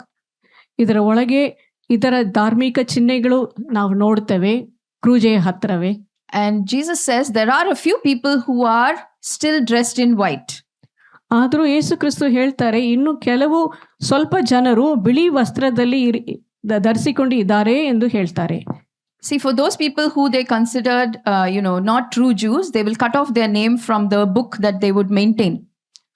ಯಹೂದಿಯ ಕ್ರೈಸ್ತರ ಹೆಸರನ್ನು, ಅದು ಯಹೂದಿಯ ಪ್ರಾರ್ಥನಾ ಆಲಯ ಇಲ್ಲ ಅಲ್ಲಿ ಇರುವ ಪುಸ್ತಕದಿಂದ ಈ ಕ್ರೈಸ್ತರ ಹೆಸರುಗಳನ್ನು ತೆಗೆದು ಬಿಡ್ತಾರೆ. So Jesus says, I will never remove your name from the book of life. ಆದರೂ ಯೇಸು ಕ್ರಿಸ್ತನು ಈ ಸಭೆಗೆ, ಕ್ರಿಸ್ತ ಸಭೆಗೆ, ಸರ್ದೇಶಲ್ಲಿರುವ ಕ್ರಿಸ್ತ ಸಭೆಗೆ ಹೇಳ್ತಾರೆ, ನಿಮ್ಮ ಹೆಸರನ್ನು ನನ್ನ ಜೀವ ಪುಸ್ತಕದಿಂದ ನಿಮ್ಮ ಹೆಸರನ್ನು ನಾನು ತೆಗೆಯುವುದಿಲ್ಲ. A lot of Christians who are within the traditional church who fear opposing or having opposing views or having questions or doubts because they feel that they will be rejected from that church, and others who are afraid that they will not belong to a church if they have different views. They are afraid to bring it up to the leaders in the church. But Jesus here says they don't matter. I have written your name in the book of life. That is more important. It's a difficult thing to hear, but this is what the Lord says. ಅವರು ಕ್ರಿಸ್ತನಲ್ಲಿ ನೂತನ ಸೃಷ್ಟಿಯಾಗಿದ್ದಾರೆ, ಆದರೂ ಕೆಲವು ಸಭೆಗಳಲ್ಲಿ ಅವರು members ಆಗಿ ಭಾಗವಹಿಸ್ತಾರೆ. ಅಲ್ಲಿ ಅವ್ರಿಗೆ ತುಂಬ ಹೃದಯದಲ್ಲಿ ಅಷ್ಟು ಭಯ ಇದ್ದರೆ, ಅವ್ರಿಗೇನು ಸಮಸ್ಯೆ ಇದ್ದರೆ, ಸಂದೇಹ ಇದ್ದರೆ, ಪ್ರಶ್ನೆ ಕೇಳಬೇಕಿದ್ರೆ ಅವ್ರು ಏನು ಕೇಳುವುದೇ ಇಲ್ಲ, ಬಾಯಿ ಮುಚ್ಚಿ ಇದ್ದಾರೆ. ಯಾಕಂದರೆ ಅದು ದೇವರ ವಾಕ್ಯ ವಿರೋಧವಾಗಿ ನಾವು ಏನು ಪ್ರಶ್ನೆ ಕೇಳುವ ಪ್ರಶ್ನೆ ಅದು ಅಲ್ಲಿಯೇ ಅವರ ಆ ಸಭೆಯ ಲೀಡರ್ಸ್, ಅದು ನಾಯಕರ ಹತ್ರ ಕೇಳಿದರೆ ಅದು ಅವರ ಸಭೆಯ ಪುಸ್ತಕದಲ್ಲಿ ಇರುವ ರಿಜಿಸ್ಟರ್ಲಿ ಇರುವ ಅವರ ಹೆಸರನ್ನು ತೆಗೆದು ಬಿಡಬಹುದು ಎಂದು ಆ ಭಯ ಅವ್ರಿಗೆ ಉಂಟು. ಆ ಕಾರಣದಿಂದ ಯಾವ ಪ್ರಶ್ನೆಯೂ ಕೇಳುವುದಿಲ್ಲ, ಅವರೆಲ್ಲವನ್ನೂ ಅನ್ವಯಿಸಿ ಹೋಗ್ತಾರೆ. ಆದರೂ ಯೇಸು ಸ್ವಾಮಿ ಏನು ಹೇಳ್ತಾರೆ ಅಂದರೆ, ಯಾವುದಕ್ಕೂ ನೀವು ಭಯಪಡೋದು ಬೇಡ. ಯೇಸು ಕ್ರಿಸ್ತನನ್ನು ನಾವು ಹಿಂಬಾಲಿಸಿದರೆ, ಸತ್ಯದಲ್ಲಿ ಹಿಂಬಾಲಿಸಿದರೆ, ಯೇಸು ಕರ್ತನ ಕೈಯಲ್ಲಿ ಇರುವ ಜೀವ ಪುಸ್ತಕದಲ್ಲಿರುವ ನಮ್ಮ ಹೆಸರನ್ನು ಅವರು ತೆಗೆಯುವುದಿಲ್ಲ. He is the one person that you can have the most simplest relationship with. You have doubts, take it to God. It's okay. He will not negate. He will not put you down. He will not, make you feel less than. That is our God. ನಮಗೆ ಯಾವ ಸಂದೇಹ ಬಂದರೂ, ಯಾವ ಭಯ ಬಂದರೂ, ನಾವು ಯೇಸು ಕ್ರಿಸ್ತನ ಹತ್ರ ಹೋಗಿ ಅದನ್ನು ನಾವು ಹೇಳಿ ನಾವು ಕೇಳಬಹುದು. ಯೇಸು ಕ್ರಿಸ್ತನು ನಮ್ಮನ್ನು ತಳ್ಳಿ ಬಿಡುವುದಿಲ್ಲ, ನಮ್ಮ ಹೆಸರನ್ನು ತೆಗೆದು ಬಿಡುವುದಿಲ್ಲ, ನೀ ಬೇಡಾನು ಅವರು ಕಲಿಸುವುದಿಲ್ಲ. ಅವರ ಹತ್ರ ನಾವು ಮಾತಾಡುವುದು ಅದು ಒಳ್ಳೆಯ ಒಂದು ಸಂಬಂಧ, ಪ್ರೀತಿಯ ಸಂಬಂಧವಾಗಿ ಇರ್ತದೆ. ಅವರು ನಮಗೆ ತಿಳಿಸಿಕೊಡ್ತಾರೆ. Again, this is not an easy message to hear and to put into practice. ಆದರೂ ನಾನು ನೀಡುವ ಈ ಸಂದೇಶ ಅದು ಬಹಳ ಸುಲಭವಾಗಿ ನೀವು ಅನ್ವಯಿಸಲಿಕ್ಕೆ ಆಗುವುದಿಲ್ಲ, ಸ್ವಲ್ಪ ಕಷ್ಟ ಆಗ್ತದೆ. As we see in many big churches even now, they hold on to tradition, do not want to follow God's word, but rather look to tradition, and so those are all things that the Lord does not like. ಇವತ್ತು ಸಹ ನಾವು ನೋಡ್ಬೋದು ಎಷ್ಟೆಷ್ಟೋ ದೊಡ್ಡ ದೊಡ್ಡ ಸಭೆಗಳು ಉಂಟು. ಆದರೂ ಅವರು ಮನುಷ್ಯ ಸಂಪ್ರದಾಯಗಳನ್ನು ಅವರು ಹಿಂಬಾಲಿಸ್ತಾರೆ, ಅನ್ವಯಿಸ್ತಾರೆ. ದೇವರ ವಾಕ್ಯವನ್ನು ಪೂರ್ತಿಯಾಗಿ ಅವರು ಹಿಂಬಾಲಿಸುವುದಿಲ್ಲ. ಅದು ದೇವರಿಗೆ ಇಷ್ಟ ಇಲ್ಲ. ಆದರೂ ಅವರು ಆ ರೀತಿಯಲ್ಲಿ ಮಾಡ್ತಾರೆ. And so Jesus says that these are people that are more interested in their own reputation than what is the truth in God's word. ಅದು ಈ ಥರ ಸಭೆಗಳಿಗೆ ಯೇಸು ಕ್ರಿಸ್ತನು ಏನು ಹೇಳ್ತಾರೆ ಅಂದರೆ, ಈ ಥರ ಸಭೆಗಳಿಗೆ ಅವರು ಮನುಷ್ಯರ ಪ್ರೀತಿ, ಮನುಷ್ಯರ ಹೊಗಳುವುದನ್ನೇ ಅವರು ಪ್ರೀತಿಸ್ತಾರೆ. ದೇವರ ಮೆಚ್ಚಿಸುವ ಕಾರ್ಯಗಳಿಗೆ ಅವರು ದೇವರ ಭಯ ಇಲ್ಲ. What is a measure of a living church? Is it the numbers? ಒಂದು ಜೀವಿಸುವ ಸಭೆಗೆ ಯಾವ ಅಳತೆ ನಾವು ಉಪಯೋಗಿಸಬಹುದು? ಅಲ್ಲಿ ಇರುವ ಎಷ್ಟು ಜನರು ಅದು ಲೆಕ್ಕವ? Or is it that they have these sessions where it looks like there's a lot of sound, noise, music? Is that an alive church?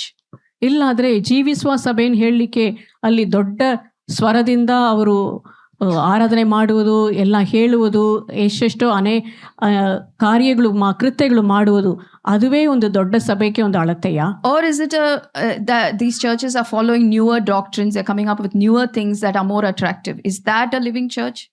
ಇಲ್ಲಾದ್ರೆ ಜೀವಿಸುವ ಸಭೆ ಎಂದು ಹೇಳಲಿಕ್ಕೆ ಎಲ್ಲ ಹೊಸ ಹೊಸ ಬೋಧನೆಗಳು, ಹೊಸ ಹೊಸ ಕಾರ್ಯಗಳನ್ನು ಮಾಡುವ ಆ ಥರ ಅಳತೆ ಬೇಕಾ? These are all things that we see in the churches today. ಇವತ್ತು ನಾವು ಎಷ್ಟೋ ಸಭೆಗಳಲ್ಲಿ ಇದನ್ನು ನೋಡ್ತೇವೆ. But the measure of whether a church is alive or dead, that report card only Jesus knows. ಆದರೂ ಒಂದು ಸಭೆ ಜೀವಂತ ಸಭೆಯ, ಅದು ಸತ್ತ ಸಭೆಯ ಅಂತ ಹೇಳುವುದು ಯೇಸು ಕ್ರಿಸ್ತನು ಮಾತ್ರವೇ. ಅವರೇ ರಿಪೋರ್ಟ್ ಕಾರ್ಡ್ ಕೊಡ್ತಾರೆ. The next church is the Church of Philadelphia. ಮತ್ತೆ ನಾವು ಫಿಲಡೆಲ್ಫಿಯಾ ಸಭೆಯನ್ನು ನೋಡ್ಲಿಕ್ಕಿದ್ದೇವೆ. This church was founded by a king who loved his brother a lot. So this was Philadelphia. ಈ ಸಭೆಯನ್ನು ಪ್ರಾರಂಭಿಸಿದ್ದು ಒಂದು ಅರಸನು ಅವರ ಸಹೋದರನ ತುಂಬ ಪ್ರೀತಿ ಮಾಡಿದ್ರು. ಆ ಕಾರಣದಕ್ಕೆ ಡೆಲ್ಫಿಯಾನ್ ಎಂದ ಹೆಸರು ಬಂತು. Philos means love. ಫೈಲೋಸ್ ಎಂದ್ರೆ ಅದು ಪ್ರೀತಿ.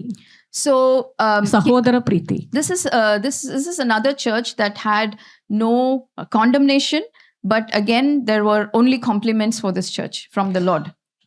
ಈ ಸಭೆಗೆ ಯಾವ ಖಂಡನೆಯೂ ಯೇಸು ಸ್ವಾಮಿ ನೀಡಲಿಲ್ಲ. ಅವರು ಒಳ್ಳೆ ಕೃತ್ಯಗಳನ್ನು ಮೆಚ್ಚಿಸ್ತಾರೆ. The people in this place were very rich, but they also used to experience a lot of earthquakes. ಅಲ್ಲಿ ಆ ಸಭೆಯಲ್ಲಿರುವ ಜನರು ಅವರು ಶ್ರೀಮಂತರಾಗಿ ಇದ್ರು. ಅಲ್ಲಿ ಆ ಪಟ್ಟಣದಲ್ಲಿ ತುಂಬಾ ಭೂಕಂಪಗಳು ನಡೆದಿದೆ. So every time you would find that buildings fall down. The pillars are not, however strong, they would fall down. ಆ ಭೂಕಂಪಗಳಿಂದ ಅಲ್ಲಿ ಇರುವ ಕಟ್ಟಡಗಳು ಕೆಳಗೆ ಬಿದ್ದಿದೆ. ಯಾಕಂದ್ರೆ ಅದು ಕಂಬಗಳು, ತೂಣ್ಗಳು ಅದಷ್ಟು ಗಟ್ಟಿಯಾಗಿ ಇಲ್ಲ. So the people in this place were so rich that when earthquakes would happen continuously, they would have to rebuild, but they will never take help even from Rome. They were self-sufficient. ಎಷ್ಟು ಭೂಕಂಪಗಳು ನಡೆದಿದೋ, ಎಷ್ಟು ಕಟ್ಟಡಗಳು ಕೆಳಗೆ ಬಿದ್ದಿದೋ, ಅವರು ತಿರುಗಿ ಅವರ ಸ್ವಂತ ಸಂಪಾದ್ಯದಲ್ಲಿ ತಿರುಗಿ ಕಟ್ಟಡಗಳನ್ನು ಅವರು ಕಟ್ಟಿಸಿದ್ರು. ಅವ್ರಿಗೆ ಶ್ರೀಮಂತರ ಇದ್ದ ಕಾರಣ ಅವರ ರೋಮ ರಾಜ್ಯದ ಹತ್ರ ಅವ್ರು ಏನು ಬೇಡಲೇ ಇಲ್ಲ. And so these pillars and these buildings had to be built again and again. That's something that the people there would understand, which is why the Lord uses this symbolism of being a pillar in God's temple, which will never be removed. ಅವ್ರಿಗೆ ತಿರುಗಿ ಕಂಬಗಳನ್ನು, ದೊಡ್ಡ ಕಂಬಗಳನ್ನು ಇಟ್ಟು ಕಟ್ಟಿ ಕಟ್ಟಡಗಳನ್ನು ತಿರುಗಿ ಕಟ್ಟುವ ಅನುಭವ ಇದ್ದ ಕಾರಣ ಯೇಸು ಕ್ರಿಸ್ತನು ಈ ಸಭೆಗೆ ಹೇಳ್ತಾರೆ, ನೀ ಜಯ ಹೊಂದುವಾಗ ನೀನು ನನ್ನ ಪರಲೋಕದಲ್ಲಿ ನೀನು ಒಂದು ಕಂಬವಾಗಿ ಇದಿ. ಆ ಕಂಬವನ್ನು ಯಾರು ತೆಗಿಲಿಕ್ಕೆ ಆಗುದಿಲ್ಲ, ದೃಢವಾದ ಕಂಬ. To this church, the Lord Jesus reveals himself as one with great authority who holds the key of David. ಈ ಸಭೆಗೆ ಯೇಸು ಕ್ರಿಸ್ತನು ತಮ್ಮನೇ ಯಾವ ರೀತಿಯಲ್ಲಿ ತಿಳಿಸ್ತಾರೆ ಅಂದರೆ, ಅವರ ಕೈಯಲ್ಲಿ ದಾವೀದನ ಬೀಗ ಉಂಟು. And as I was telling you in the previous church, for the Christians, most of these places where the Jews would come together to worship were closed. So Jesus says, I have kept a door before you that no one can shut. ಅಲ್ಲಿ ಇರುವ ಯಹೂದಿಯ ಕ್ರೈಸ್ತರು ಅದು ಯಹೂದಿಯ ಪ್ರಾರ್ಥನಾಲಯಕ್ಕೆ ಹೋಗುವಾಗ ಅದು ಬಾಗಿಲು ಮುಚ್ಚಲ್ಪಟ್ಟಿತ್ತು, ಅವ್ರಿಗೆ ಒಳಗೆ ಹೋಗ್ಲಿಕ್ಕಾಗಲಿಲ್ಲ. ಆದರೂ ಇಲ್ಲಿ ಯೇಸು ಕ್ರಿಸ್ತನು ಹೇಳ್ತಾರೆ, ನಾನೇ ದಾವೀದನ ಬೀಗ ಅವನ ಕೈಯಲ್ಲಿ ಇಟ್ಟಿದ್ದೇನೆ, ನಾನು ಮುಚ್ಚುವ ಬಾಗಿಲನ್ನು ಯಾರೂ ತೆರೆಯುವುದಕ್ಕಿಲ್ಲ, ನಾನು ತೆರೆದಿರುವ ಬಾಗಿಲನ್ನು ಯಾರೂ ಮುಚ್ಚಲಿಕ್ಕಾಗುವುದಿಲ್ಲ. They were a people that were not very strong, They had little strength, but whatever the Lord taught them, they held on to that. That's all He wants from us. ಆ ಸಭೆಯಲ್ಲಿ ಅಲ್ಲಿರುವ ಕ್ರೈಸ್ತರಿಗೆ ಅವರಿಗೆ ಸ್ವಲ್ಪ ಬಲ ಇತ್ತು. ಅವರು ದಿಢವಾದ ಒಂದು ದೊಡ್ಡ ಬಲ ಹೊಂದಿದವರೆಂದಲ್ಲ, ಸ್ವಲ್ಪ ಬಲ ಇತ್ತು. ಆದರೂ ಆ ಸ್ವಲ್ಪ ಬಲದಿಂದ, ದೇವರ ಭಯದಿಂದ, ನಂಬಿಕೆಯಿಂದ ಅವರು ಯೇಸು ಕ್ರಿಸ್ತನನ್ನು ಹಿಂಬಾಲಿಸಿದ್ರು. You know, when I read these things, I feel the relationship with God is the simplest thing that you can have. It is so uncomplicated, but so many things around us complicate it, and we allow it into our lives. So go back to that first love and just unsimplify. Uncomplicate it. Get out of those tangles of doctrines and just talk to God as your Father. That's all is required. That's all He wants from us. ಈ ಫಿಲದೆಲ್ಫಿಯಾ ಸಭೆಯವರ ವಿಷಯದಲ್ಲಿ ಯೇಸು ಕ್ರಿಸ್ತನು ಹೇಳುವ ಮಾತುಗಳನ್ನು ಓದುವಾಗ ನಮ್ಮ ಹೃದಯದಲ್ಲಿ ನಮಗೆ ಇದು ಮುಟ್ತದೆ. ಯಾಕಂದ್ರೆ ಯೇಸು ಕ್ರಿಸ್ತನೊಂದಿಗೆ ಇರುವ ಸಂಬಂಧ ಅದು ಬಹಳ ಸುಲಭವಾಯಿತು, ಸರಳವಾಯಿತು, ಸಿಂಪಲ್ ಆಯಿತು. ಅದರಲ್ಲಿ ಯಾವ ಕಾಂಪ್ಲಿಕೇಶನ್ ಏನೂ ಇಲ್ಲ. ಈ ಥರ ಬೋಧನೆ ಬೇಕು, ಆ ಥರ ಬೋಧನೆ ಬೇಕು, ಅದು ಏನೂ ಇಲ್ಲ. ನಾವು ತಂದೆಯಾದ ದೇವರ ಹತ್ರ ಹೋಗಿ ಮಕ್ಕಳಾಗಿ ಯೇಸು ಕ್ರಿಸ್ತನ ನಾಮದಲ್ಲಿ ನಾವು ಮಾತಾಡ್ಬೋದು. ಒಳ್ಳೆ ಸಂಬಂಧ, ಅದು ಪ್ರೀತಿಯ ಸಂಬಂಧ ನಾವು ಇಟ್ಕೊಳ್ಬೋದು. And Jesus says He will make people acknowledge that He loves them. ಯೇಸು ಸ್ವಾಮಿ ಹೇಳ್ತಾರೆ, ಅವರು ಈ ಕ್ರೈಸ್ತರನ್ನು ಎದುರಿಸುವ ವಿರೋಧಿಗಳನ್ನು ಅಲ್ಲಿ ಬಂದು ಅವರ ಪ್ರೀತಿ ಮಾಡಲಿಕ್ಕೆ, ಇವರು ಪ್ರೀತಿಸ್ತಾರೆ ಎಂದು ತೋರಿಸ್ಲಿಕ್ಕೆ, ಅವರು ನೋಡ್ಲಿಕ್ಕೆ ಮಾಡ್ತೇನೆ ಅಂತ ಹೇಳ್ತಾರೆ. How many of us would like to go through tribulation? ಎಷ್ಟು ಜನರಿಗೆ ಉಪದ್ರವ ಬೇಕು, ಅದು ಉಪದ್ರವದ ಒಳಗೆ ನಾನು ಹೋಗಬೇಕು ಎಂದು ಅಪೇಕ್ಷಿಸ್ತೀರಿ? How many of us would anticipate at that time I will see what happens? ಎಷ್ಟು ಜನರು ನೀವು ಎದುರು ನೋಡ್ತಾ ಇದ್ದೀರಿ, ಯಾವಾಗ ಇದು ಉಪದ್ರವ ಬರ್ಲಿಕ್ಕುಂಟು ಹಾಗೆ ನೀವು ನೋಡ್ತಾ ಇದ್ದೀರಿ? No. ಯಾರು We want ನೋಡಿಲ್ಲ, to escape. ಎಲ್ರಿಗೂ ಅದು ತಪ್ಪಿಸ್ಬೇಕಂದೆ. So we have to be like this. ಆ ಕಾರಣದಿಂದ ನಾವು ಈ ರೀತಿಯಲ್ಲಿ ಇರಬೇಕು. We may not have a lot of strength to stand, but the Lord is able to help us, and that little strength is enough to bring us through. He says there's a trial time that's going to come over the whole world. Whole world is going to go through trial, but I will keep you.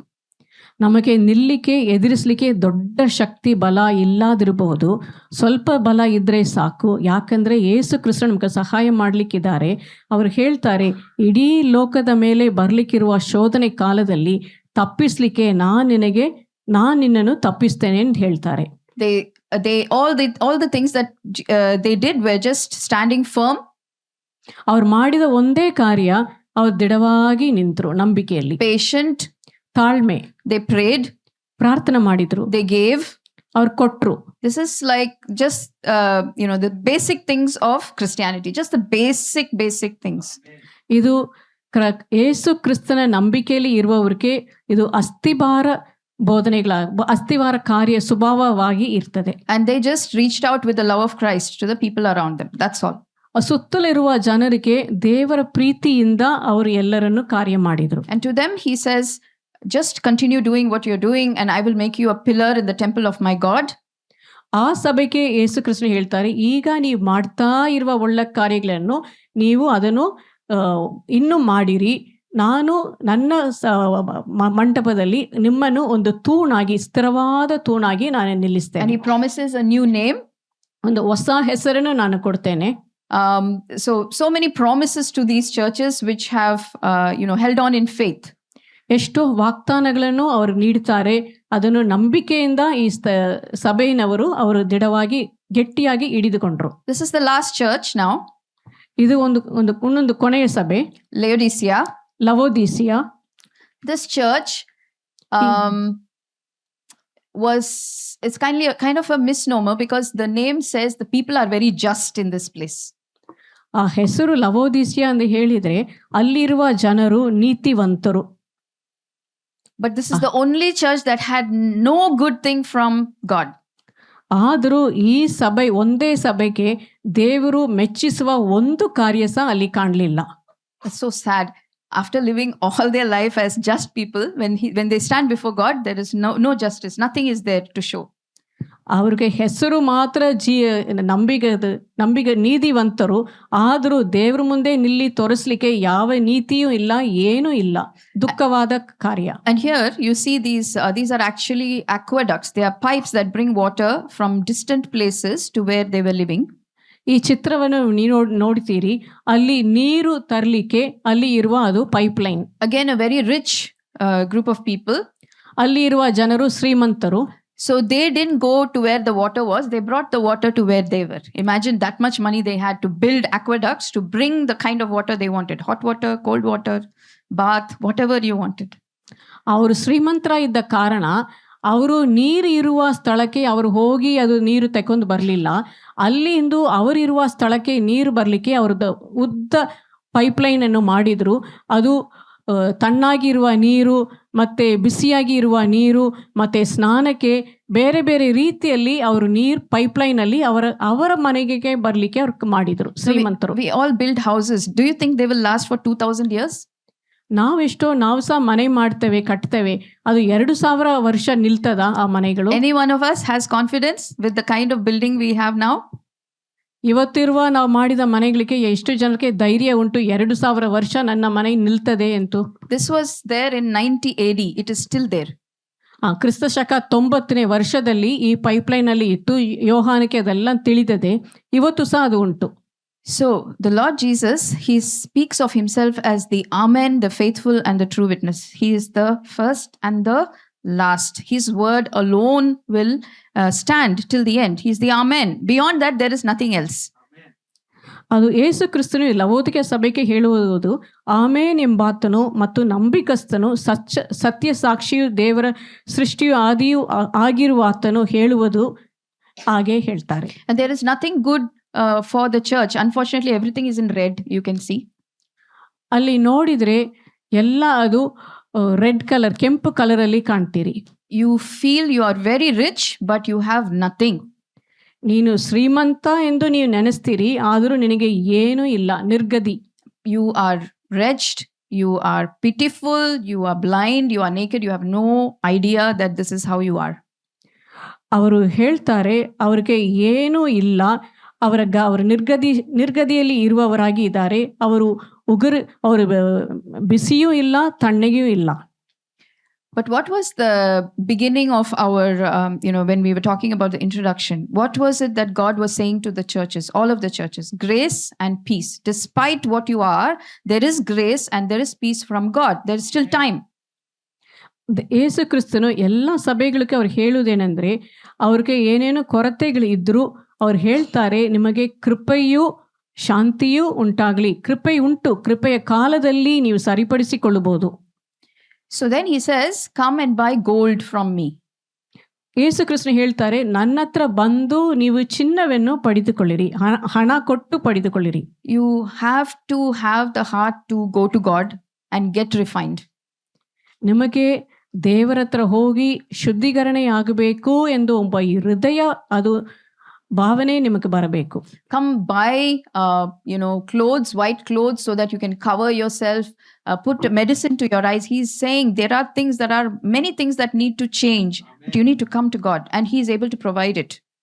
ಅವರು ಹೇಳ್ತಾರೆ, ನೀ ನನ್ನ ಹತ್ರ ಬಂದು ನೀ ಧರಿಸಿಕೊಳ್ಬೇಕಿರುವ ಬಟ್ಟೆಯನ್ನು ಮತ್ತೆ ಕಣ್ಣಕ್ಕೆ ಹಚ್ಚಬೇಕಿರುವ ಅಂಜನವನ್ನು ಮತ್ತೆ ದ್ರವ್ಯವನ್ನು ಎಲ್ಲವನ್ನು ನನ್ನ ಹತ್ರ ಬಂದು ನೀನು ಹಣ ಕೊಟ್ಟು ಪಡೆದುಕೊಳ್ಳು ಎಂದು ಹೇಳ್ತಾರೆ. And this is so beautiful. He says, those whom I love, I rebuke and discipline. He loves this church of Laodicea, although they lack. They are absolutely the worst in that 7 churches list. But yet he says, I love you and so I am trying to discipline you. ಆದರೂ ಯೇಸು ಕ್ರಿಸ್ತನು ಹೇಳ್ತಾರೆ, ನಾನು ನಿನ್ನನ್ನು ಪ್ರೀತಿಸುತ್ತೇನೆ. ಯಾಕಂದ್ರೆ ನಾನು ಪ್ರೀತಿಸುವ ಕಾರಣದಿಂದ ನಿನ್ನನ್ನು ಸರಿಪಡಿಸಲಿಕ್ಕೆ, ನಿನಗೆ ಶಿಕ್ಷಣೆಯನ್ನು ನಾನು ನೀಡಲಿಕ್ಕೆ ನಾನು ಸಿದ್ಧರಾಗಿ ಇದ್ದೇನೆ. ಆ ರೀತಿಯಲ್ಲಿ ಯೇಸು ಸ್ವಾಮಿ ಹೇಳ್ತಾರೆ. See, some scholars say this Laodicean church is what is representative of our church in this age, 1800s onwards. This is the Laodicean church. Jesus has nothing good to say about the churches right now. ಕೆಲವು ಅದು Bible researchers, scholars ಅವರು ಏನು ಹೇಳ್ತಾರೆ ಅಂದರೆ, ಇದು ಲವೋದಿಕೆಯ ಸಭೆ ಈ ಕಾಲದ ಸಭೆಯನ್ನು ಸೂಚಿಸ್ತದೆ ಎಂದು ಹೇಳ್ತಾರೆ. ಅದು ಯಾವುದೂ ಒಳ್ಳೆಯದಿಲ್ಲ, ಈ ರೀತಿಯಲ್ಲಿ ನಡೀತದೆ ಎಂದು ಹೇಳ್ತಾರೆ. I'm not saying that all churches are the same. There are spirit-filled churches, but we really need to measure and see the things that we see on media. What is most attractive may not be the right thing. We need to have the right discernment. ಎಲ್ಲ ಸಭೆಗಳು ಇದು ಲವೋದಿಕೆ ಸಭೆ ಎಂದು ಹೇಳಲಿಲ್ಲ. ಆತ್ಮೀಕ ಸಭೆಗಳು ಉಂಟು, ಒಳ್ಳೆಯ ಸಭೆಗಳು ಉಂಟು. ಆದರೂ ಮೀಡಿಯಾ, ಯೂಟ್ಯೂಬ್ ಮತ್ತು ಬೇರೆ ಬೇರೆ ಚಾನಲಲ್ಲಿ ನೋಡುವಾಗ ನಾವು ಈ ಥರ ಕಾಣ್ತೇವೆ. And when we hear messages that somehow doesn't sit right with us, please take it to God's word, sit with the Lord. The Spirit of God is the one who wrote this entire Bible. He is there with us 24/7, isn't it? Even our family members, closest people cannot be like that. He is with us. He is the breath inside of us. Please take it to him and ask him. He will surely teach us if we are earnest enough. ನಾವು ಬೋಧನೆಗಳು, ಸಂದೇಶಗಳನ್ನು ಕೇಳುವಾಗ ನಮ್ಮ ಹೃದಯದಲ್ಲಿ ಸ್ವಲ್ಪ ಗಲಿಬಿಲಿ ಆಗಿದ್ರೆ, ಇಲ್ಲಾಂದರೆ ಒಂದು ಸ್ವಲ್ಪ ಸಂದೇಹ ಬಂದರೂ ಸಹ ನಾವು ಪಕ್ಕನೆ ನಾವು ದೇವರ ಕಡೆ ಹೋಗಬೇಕು. ಯಾಕಂದರೆ ಇಡೀ ಬೈಬಲನ್ನು ಬರೆದಿಟ್ಟದು ಅದು ಪವಿತ್ರಾತ್ಮನ ಮೂಲಕ. ಅವ ಪವಿತ್ರಾತ್ಮನು ನಮ್ಮೊಂದಿಗೆ ಯಾವಾಗಲೂ ಇದ್ದಾರೆ. 24 ಗಂಟೆಯೂ ನಮ್ಮೊಳಗಿದ್ದಾರೆ, ನಮ್ಮೊಳಗೆ ಇರುವ ಉಸಿರಾಗಿ ಇದ್ದಾರೆ. ನಾವು ಅದಕ್ಕೆ ಅಷ್ಟು ಕ್ಲೋಸ್ ಆಗಿ ಇರುವ ನಾವು ಪವಿತ್ರಾತ್ಮನ ಹತ್ರ ನಾವು ನಮ್ಮ ಎಲ್ಲ ಸಂದೇಹಗಳನ್ನು ನಾವು ಹೇಳ್ಬೋದು. ಅವರು ನಮಗೆ ಸತ್ಯವನ್ನು ತಿಳಿಸಿಕೊಡ್ತಾರೆ. And this verse here, behold, I stand at the door and knock. We are very familiar with this verse.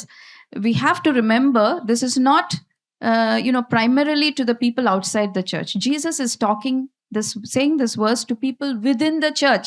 What is the status of our churches right now? Then if he's saying, open the door, let me come in. That means our churches are not allowing the Lord to be within as the center.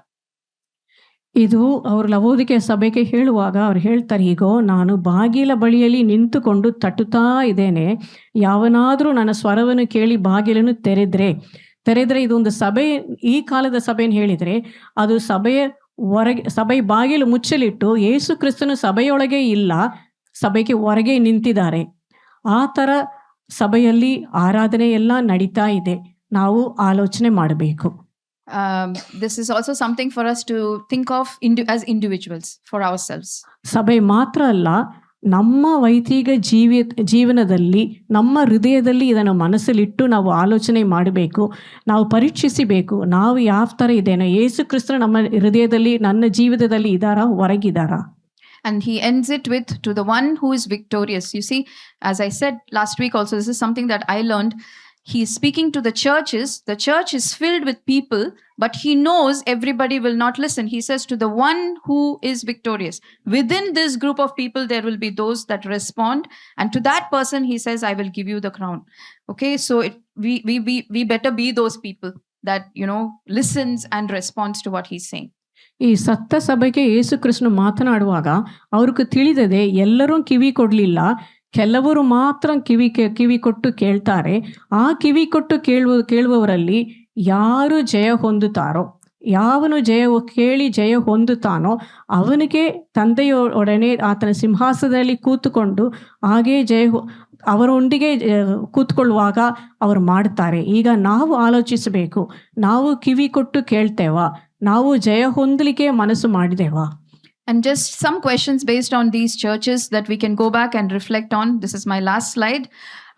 Are we still in that same state of first love with Jesus, or are we weary somewhere? It's okay. Life does that sometimes, but we can always come back to the Lord. He is our all sufficiency. Amen. ಈ 7 ಸಭೆಗಳನ್ನು ನಾವು ನೋಡಿದ್ದೇವೆ. ಅದು ಕೆಲವು ವಿಷಯಗಳನ್ನು ನಾನು ತಿರುಗಿ ಹೇಳ್ತೇನೆ. ಕ್ರಿಸ್ತ ಯೇಸುವಿನ ಮೇಲೆ ನಮಗಿದ್ದ ಮೊದಲ ಪ್ರೀತಿಯಲ್ಲಿ ನಾವು ದೃಢವಾಗಿ ಇದ್ದೇವಾ ಅಥವಾ ಕಡಿಮೆಯಾಗಿದ್ದೇವಾ? Do we daily walk with the Holy Spirit? Do we resist compromise when the whole world, when our workplace says you have to do this, when our school says we have to do this, and it is in opposition with God's word? What is our stand? ನಾವು ಪ್ರತಿದಿನ ಪವಿತ್ರಾತ್ಮನೊಂದಿಗೆ ನಡೆಯುತ್ತೇ ಇದ್ದೇವಾ ಮತ್ತು ರಾಜಿ ಮಾಡಿಕೊಳ್ಳಲು ಮತ್ತು ಈ ಲೋಕಕ್ಕೆ ಹೊಂದಿಕೊಳ್ಳಲು ಶಾಲೆಗೆ ಹೋಗುವಾಗ ಅಲ್ಲಿ ಏನು ಬರುವ ಒತ್ತಡವನ್ನು ವಿರೋಧಿಸಲಿಕ್ಕೆ ನಾವು ready ಇದ್ದೇವಾ? Are we like the church of Smyrna, which even to the point of death is ready to go forward? ನಾವು ಸ್ಮಿರ್ನ ಸಭೆಯಾಗಿ ನಾವು ಸಾವಿಗೆ ನಾವು ಅದನ್ನು ಸಹಿಸಲಿಕ್ಕೆ, ನಾವು ಮುಂದೆ ಸಾಗಲಿಕ್ಕೆ ನಾವು ಸಿದ್ಧರಾಗಿದ್ದೇವೆ ಎಂದು ಇದ್ದೇವಾ? Are we Christians outside of the church? ನಾವು ಸಭೆ ಹೊರಗೆ ಕ್ರೈಸ್ತರಾಗಿ ನಡಿತೇವಾ? If someone were to see us, would they feel comfortable enough to come and share something and ask for prayer? Or would they fear to talk to us of judgment? ಹೊರಗೆ ಇರುವವರು ನಮ್ಮನ್ನು ನೋಡಿದರೆ ನಮ್ಮ ಹತ್ರ ಸುಲಭವಾಗಿ ಬಂದು ಏನೋ ಪ್ರಶ್ನೆ ಕೇಳಲಿಕ್ಕೆ, ಇಲ್ಲಾದರೆ ಪ್ರಾರ್ಥನೆ ಮಾಡಲಿಕ್ಕೆ, ಏನೋ ಸಹಾಯ ಬೇಡಲಿಕ್ಕೆ, ನನಗೆ ಪ್ರಾರ್ಥಿಸಿ ಎಂದು ಹೇಳಿಕೆ ಭಯವಿಲ್ಲದೆ ಬರಲಿಕ್ಕೆ ಆಗ್ತದಾ? ಇಲ್ಲಾದರೆ ನಾವು ನ್ಯಾಯ ತೀರಿಸುವವರಾಗಿ ಇದ್ದೇವಾ, ಖಂಡಿಸುವವರಾಗಿ ಇದ್ದೇವಾ? Leviticus 12:13 says that the fire on the altar must never go out. It must be kept burning always. ಅದು ಯಾಜಕ ಕಾಂಡ 6ನೇ ಅಧ್ಯಾಯ ವಾಕ್ಯ 12-13 ನಾವು ನೋಡ್ತೇವೆ. ಬಲಿಪೀಠದ ಮೇಲೆ ಇರುವ ಬೆಂಕಿಯು ಯಾವಾಗಲೂ ಉರಿತಾ ಇರಬೇಕು. ನಮ್ಮ ಜೀವಿತದಲ್ಲಿ ಸಹ ಆತ್ಮಿಕ ರೀತಿಯಲ್ಲಿ ಉರಿತಾ ಇರಬೇಕು. In those days, if you had to keep it on 24 hours, someone had to do it even in the night, right? There had to be a priest who was responsible to keep this fire on even in the night. Even for us, it is the same. We have to keep it burning always, because this fire is what the Lord started within us. It is His fire that we are supposed to take care of as His priests. ಬಲಿಪೀಠದ ಮೇಲೆ ಬೆಂಕಿ ಉರಿತಾ ಇರಬೇಕಿದ್ರೆ 24 ತಾಸುಗಳು ಅದು ಉರಿತಾ ಇರಬೇಕಿದ್ರೆ ಅಲ್ಲಿ ಯಾಜಕನು ಒಂದು ರಾತ್ರಿಯಲ್ಲಿ ಸಹ ನಿಂತು ಅದು ಉರಿತಾ ಇರಲಿಕ್ಕೆ ಅದು ನೋಡಬೇಕು, ಎಣ್ಣೆ ಇಡ್ತಾ ಇರಬೇಕು.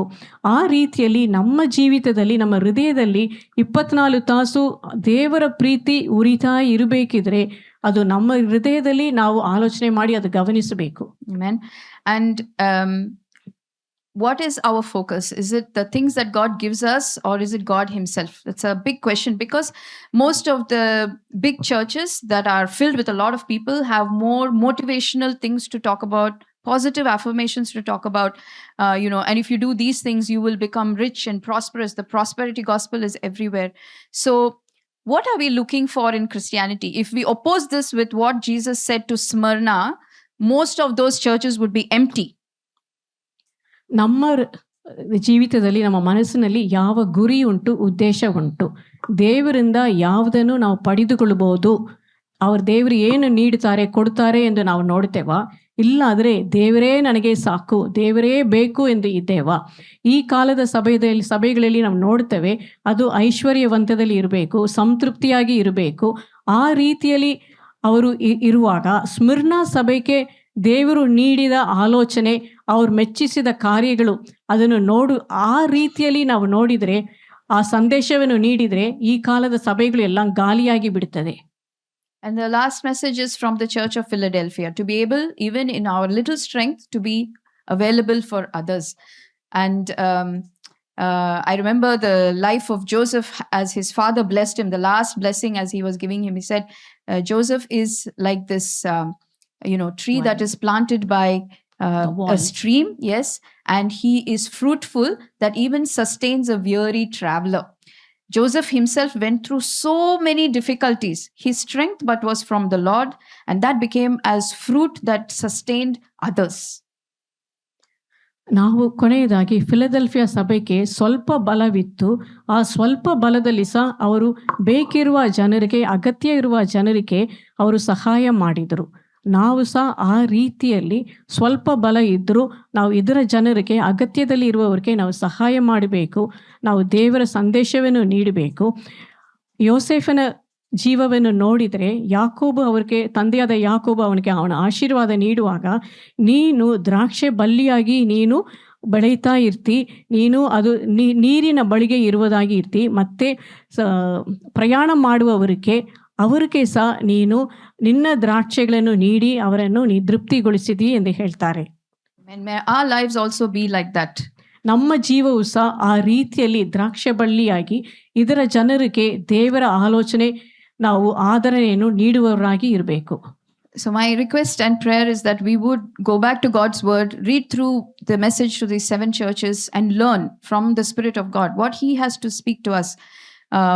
It would be wonderful if He had only compliments for each individual one of us.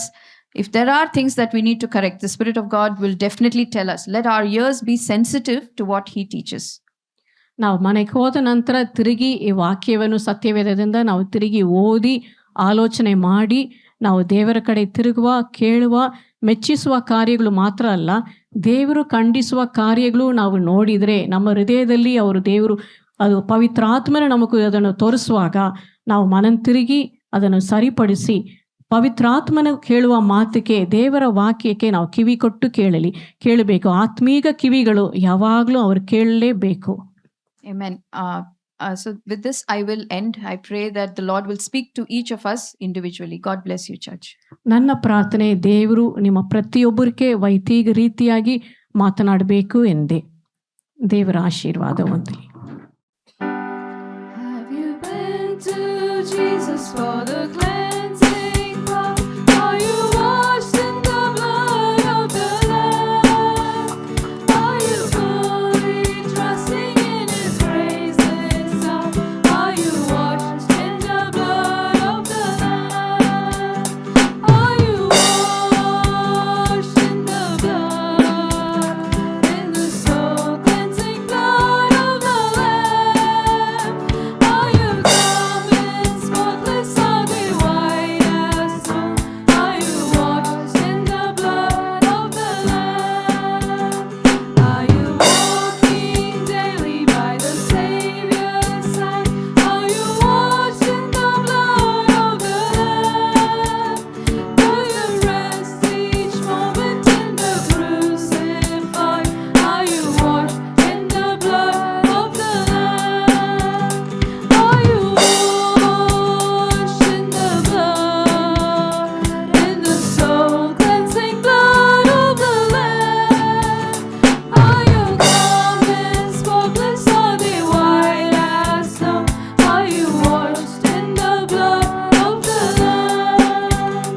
Lay aside the garments that are stained with sin, and be washed in the blood of the Lamb. There's a fountain flowing for the soul unclean. Oh, be washed in the blood of the Lamb. Are you washed in the blood, in the soul cleansing blood of the Lamb? Are your garments spotless, are they white as snow? Are you washed in the blood of the Lamb? When the bridegroom cometh, will your robes be white? Are you washed in the blood of the Lamb? Will your soul be ready for the mansion's bride, and be washed in the blood of the Lamb? Are you washed in the blood, in the soul cleansing blood of the Lamb? Are your garments spotless, are they white as snow? Are you washed in the blood of the Lamb? Are you washed in the blood of the Lamb? All right, we have the closing prayer. Loving Heavenly Father, we thank you, Lord, for this beautiful Sunday, O Lord God. Father, from the beginning till the end, O Lord, your presence was filled in this place.